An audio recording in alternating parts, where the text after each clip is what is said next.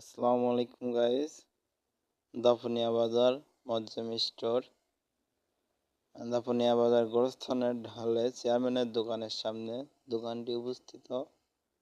এখানে অনেক সুস্বাদু দুধ চা, মালাই রুটি, দুধ কফি সব কিছুই পাওয়া যায়।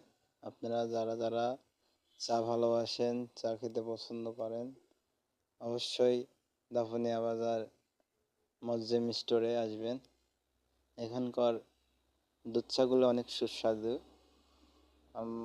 মালাই রুটিগুলোও অনেক ভালো। আপনারা যারা যারা খেতে চান অবশ্যই আসবেন। এটা পাবনা জেলা, দাপুনিয়া বাজার মজ্জেম স্টোর।